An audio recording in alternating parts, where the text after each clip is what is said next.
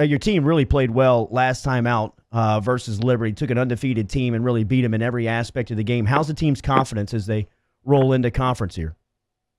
Well, I think we're getting better. I thought more importantly than obviously it was important to beat Liberty, but I thought we played probably our best game of the year, our most complete game of the year, which is something that hopefully we can build off of as we get ready for the road trip to Knoxville, because we played much better basketball. Our offense was much improved. We moved the ball.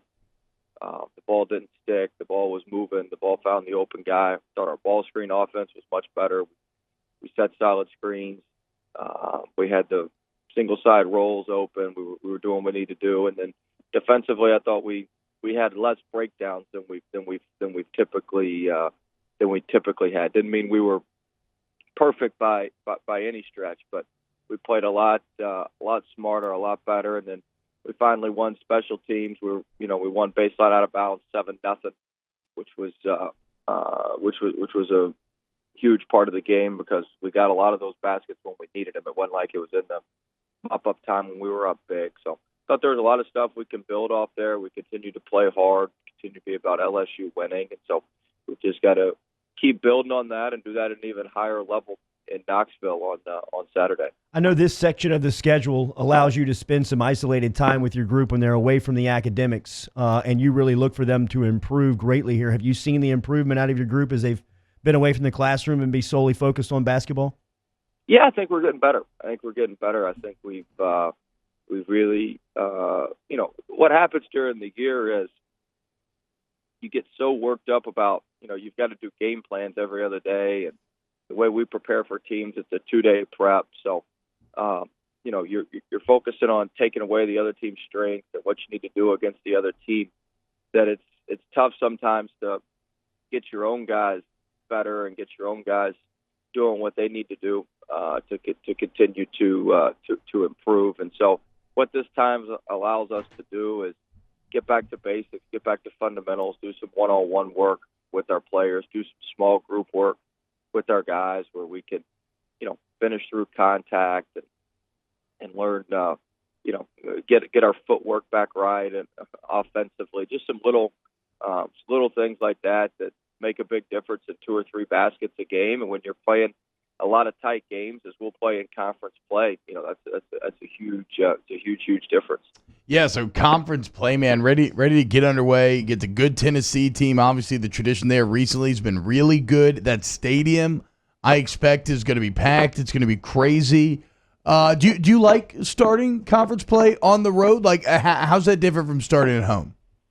Well, I mean, it's you got to play 9 of them on the road, 9 of them at home. So whatever order they come in, you play them. So.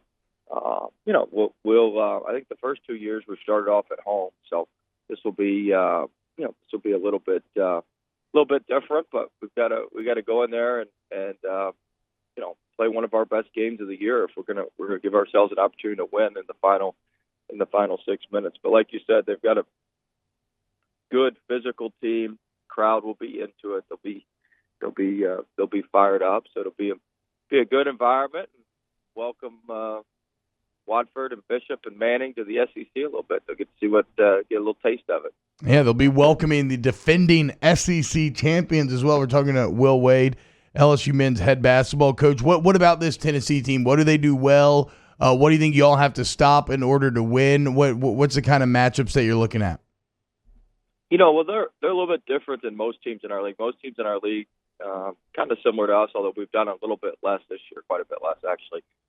Set a ton of ball screens and have a bunch of ball screen offenses and different, you got to really pay attention to your ball screen coverage when you play everybody. That's what 60-70% of your prep is for most of the teams in our league. But Tennessee, they run a more of a traditional motion, and you're going to have to guard a lot of pin downs and a lot of big-to-big cross screens and high-lows and floppy, just a lot of different just a lot of different actions than what most teams in our league run. Where most teams in our league are 70-80% ball screen, they're 70-80%, just totally different off-ball screening action. So you've got to be very, very good. You're going to have to guard 3 or 4 screens right every possession if you're going to stay between them and the basket and stop them. And I think 2 of the biggest keys are going to be, can we keep them off the offensive glass? They're very physical. They're very long and athletic. They're a very good offensive rebounding team. So we're going to have to keep them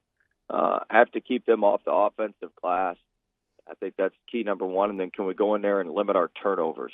We can't get too crazy with our turnovers in there. Part of the reason we played so well against Liberty is we only turned it over 6 times. So we've got to go in there and value the ball, turn or less turnovers, and keep them off the offensive glass, and we'll give ourselves a very good opportunity to start league play with the road win.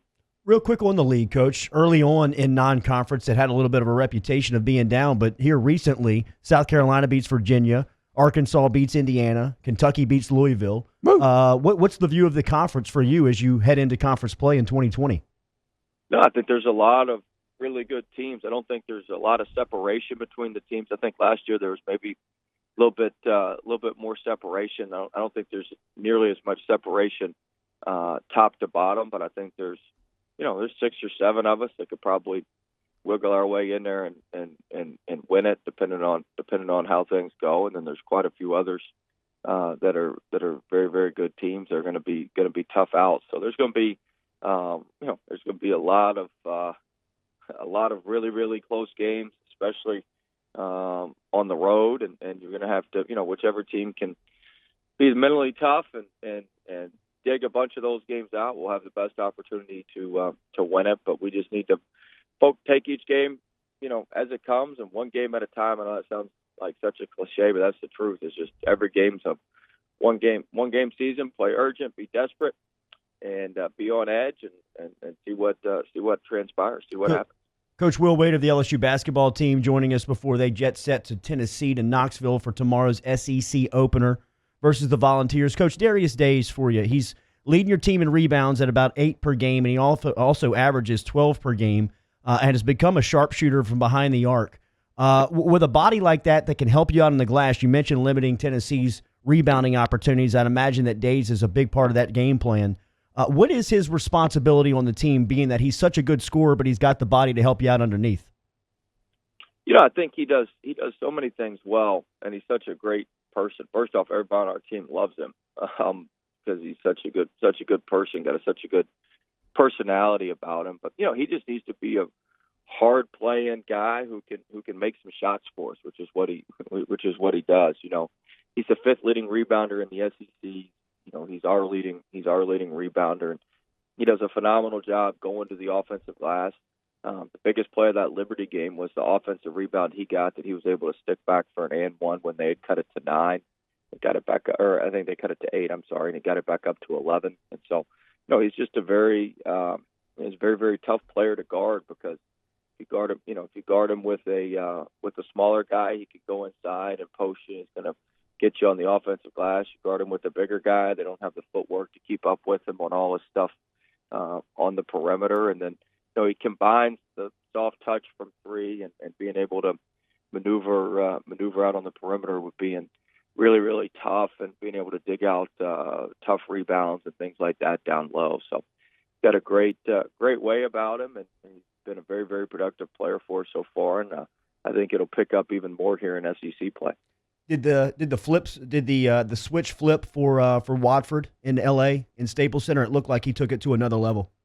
Yeah, he played really well in that Southern Cal game, and we need him to continue to play at a very, very, very, very high level for us. The rest of the season. That's the one thing that's different about this team, is we've got to have, our main guys have to play well every night. Last year we had 7 or 8 guys that 1 or 2 of them didn't play well. We could find 1 or 2 on the bench maybe, but this year, we've got, our best guys have to play well every night, and so we've got to keep those guys consistent, keep those guys playing well, and we're certainly a very, very good team and a much better team when Trendon takes over and plays well, and we need him to keep doing that like he did in California. On the road for an early SEC opening tip-off for you tomorrow morning, 11 o'clock Central Time, 10:30 pregame for you on Eagle 98.1 as a pair of 8-4s tip it off tomorrow in Knoxville to get Southeastern Conference play going as LSU starts the defense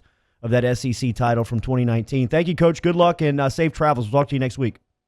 Thanks, guys. Have a great weekend. There he is. Sir, boot up. Go Tigers. Will Wade boot the up dub. as they go to Tennessee tomorrow morning.